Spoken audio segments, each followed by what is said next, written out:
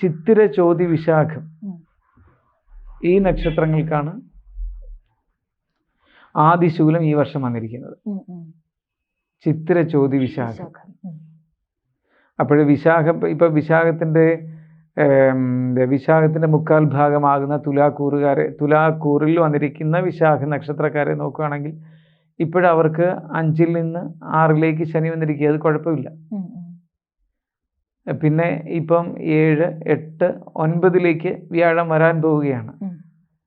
അപ്പോൾ 9-ലേക്ക് വ്യാഴം എന്ന് പറയുമ്പോൾ മിഥുനം രാശിയിലേക്ക് വ്യാഴം വരാൻ പോവുകയാണ്. അപ്പോൾ 6-ൽ ശനിയും 9-ൽ വ്യാഴവും പ്രതികൂല ഫലം ചിന്തിക്കേണ്ട.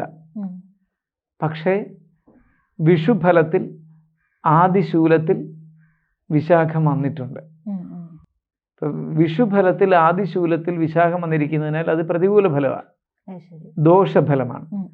പക്ഷേ നമ്മൾ ചാരവശാലുള്ളതെല്ലാം നോക്കുമ്പോൾ 6-ൽ ശനിയുണ്ട്, 9-ൽ വ്യാഴം വരാൻ പോകുന്നു. അതൊരു 360 ദിവസമെങ്കിലും വ്യാഴം അങ്ങനെ നിൽക്കും. അങ്ങനെ നോക്കുമ്പോൾ അത് ശുഭവും ഇത് ദോഷവും ആയിരിക്കുന്നതിനെ എങ്ങനെ ചേർത്ത് പറയും?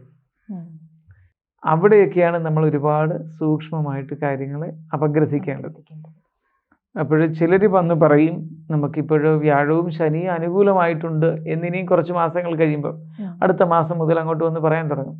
പക്ഷേ വിശാഖ നക്ഷത്രക്കാരൻ വന്ന് പറഞ്ഞു എനിക്ക് എന്നിട്ടും ദോഷഫലമാണ് വന്നുകൊണ്ടിരിക്കുന്നതെന്ന്. ഈ വിഷു മുതൽ അടുത്ത വിഷു വരെയുള്ള ഈ വിടവിനിടയിൽ എപ്പോഴെങ്കിലും വന്ന് പറഞ്ഞാൽ ഉടനെ വിഷുഫലത്തിനെ ഫോക്കസ് ചെയ്തിട്ട് നമ്മൾ ആ വശവും കൂടി സൂക്ഷ്മമായിട്ട് ചിന്തിച്ചിട്ട് വേണം ഫലം പറയണം. കാരണം വിഷുഫലത്തിൽ ആദിശൂലം മോശമാണല്ലോ.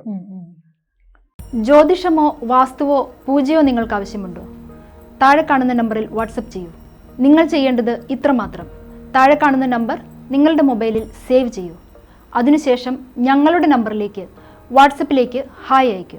ജ്യോതിഷ സംബന്ധമായ എല്ലാ ആവശ്യങ്ങൾക്കും ABC മലയാളം നിങ്ങളോടൊപ്പമുണ്ട്. സമ്പൂർണ്ണ ജാതകം, സാധാരണ ജാതകമല്ല, സമ്പൂർണ്ണ ജാതകം. 75 പേജുകളടങ്ങിയ സമ്പൂർണ്ണ ജാതകം 250 രൂപയ്ക്ക് നിങ്ങളുടെ കൈകളിലേക്ക്. അതിനായി നിങ്ങൾ ചെയ്യേണ്ടത് ഇത്രമാത്രം: താഴെ കാണുന്ന നമ്പറിൽ ബന്ധപ്പെടുക. ജ്യോതിഷവുമായി ബന്ധപ്പെട്ട എല്ലാ വിശേഷങ്ങളും നിങ്ങളിലേക്കെത്താൻ ABC ജ്യോതിഷം സബ്സ്ക്രൈബ് ചെയ്യുക.